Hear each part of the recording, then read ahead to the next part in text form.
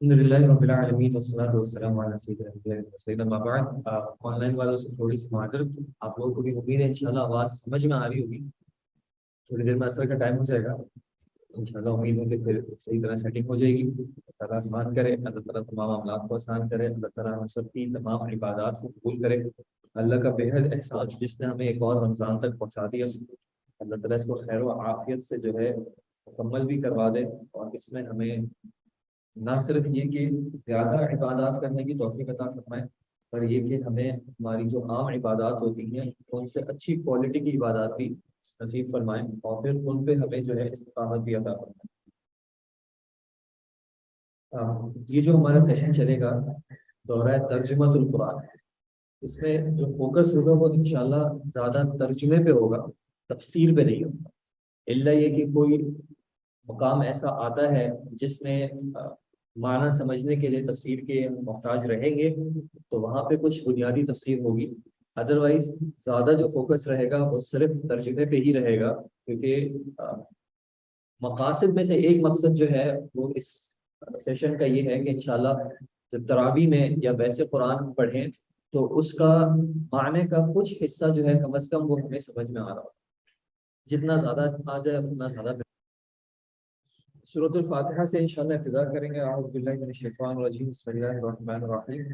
الحمد للہ رب العالمین الرحمن الرحیم مالک یوم الدین، ایاک نعبد و ایاک نستعین، اهدنا الصراط المستقیم صراط الذین انعمت علیہم غیر المغضوب علیہم ولا الضالین۔ ان سیشنز کے لیے میری ریکویسٹ ہوگی کہ آپ جو بھی فالو کریں مصحف سے ہی فالو کیجیے گا، ترجمے کے ساتھ نہیں کیجیے گا۔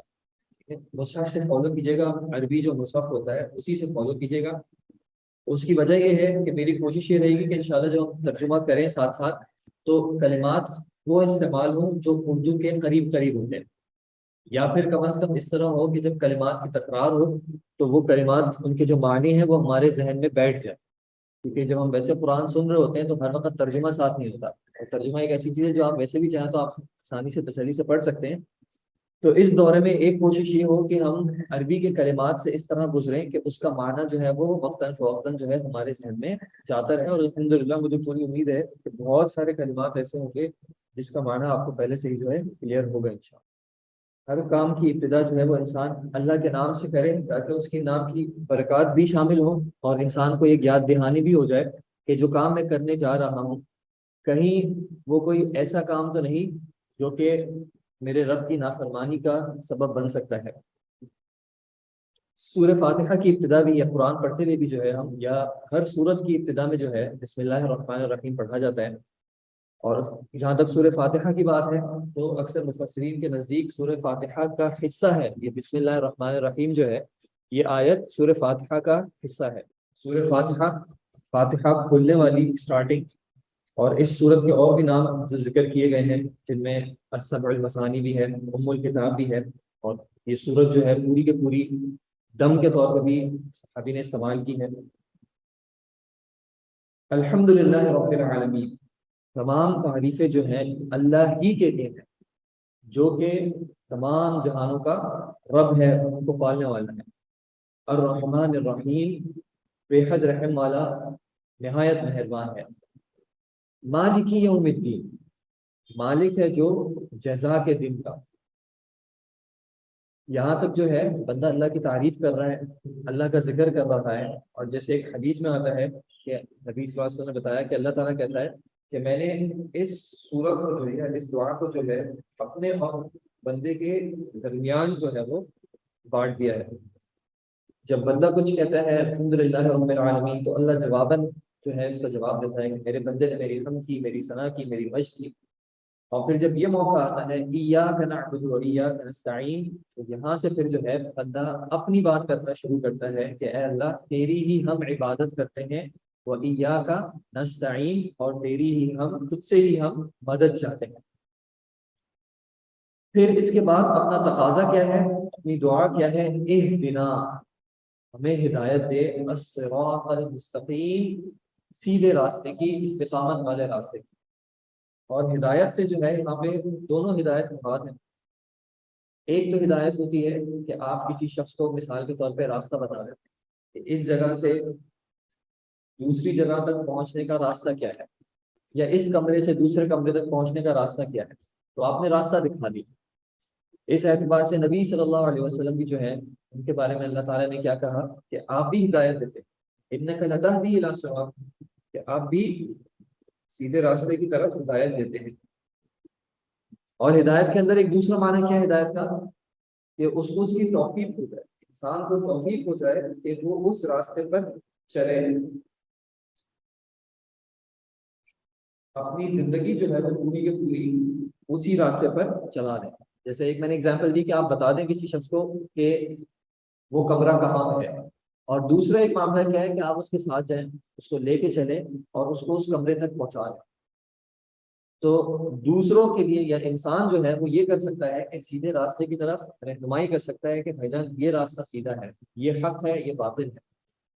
لیکن جب تک یہ توفیق اللہ تعالیٰ کی طرف سے نہیں آتی کہ انسان کو حق حق دکھے اور باطل باطل دکھے، تب تک وہ صحیح راستے پہ چل نہیں سکتا۔ اسی لیے دعاؤں میں سے ایک دعا نبی صلی اللہ علیہ وسلم نے بتائی تھی، وہ کیا تھی؟ اللہم ارنا الحق حقا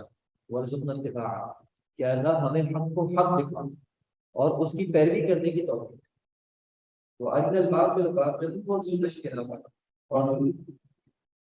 جو باطل ہے اس کو ہمیں باطل کے طور پہ دکھا اور اس سے ہمیں اجتناب کرنے کی توفیق عطا۔ تو اس صورت میں ہم اللہ تعالیٰ سے دعا مانگتے ہیں اہدنا الصراط المستقیم، کہ اے اللہ ہمیں ہدایت دے سیدھے راستے کی، اور پھر اس راستے کو ایسا نہیں کہ مبہم چھوڑ دیا بلکہ اس کی تفصیل ہمارے لیے بیان کی، صراط الذین،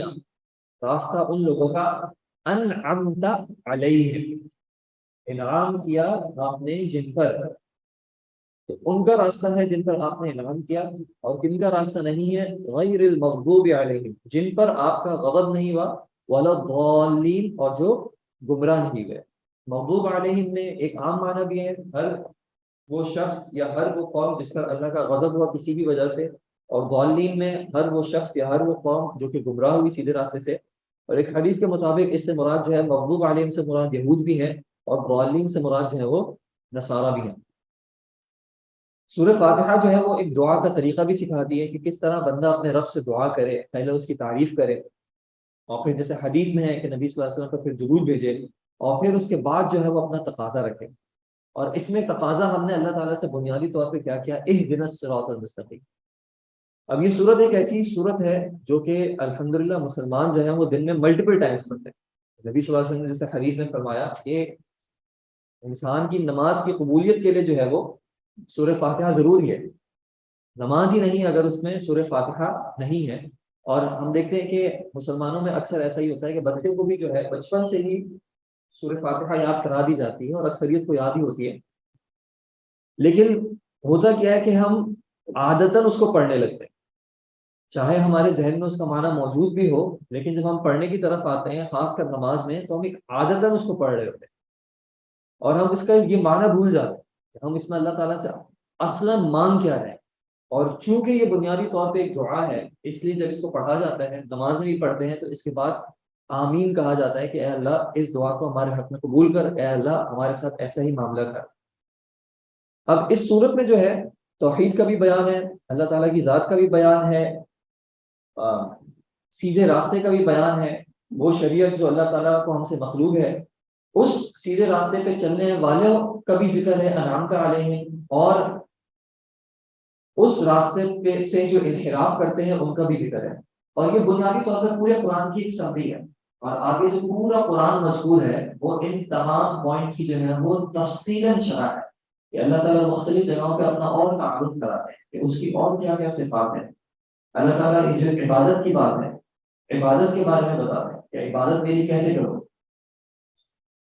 جزا کے دن کی بات ہے تو اس کے جو ہے مناظر ہمیں پیش کیے جاتے ہیں، تو اس دن کیا صورت حال ہوگی۔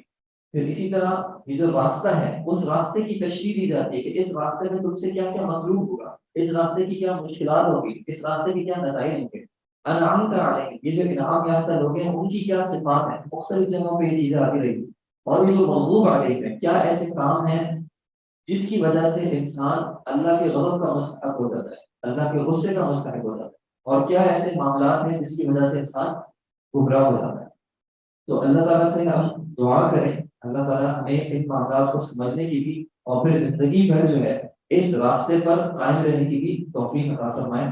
I pray that all the Muslims will benefit from this work, and that it will be a source of blessings in both worlds for Bruj instructors, Olim online team and volunteers who participated in it in any way. Amin.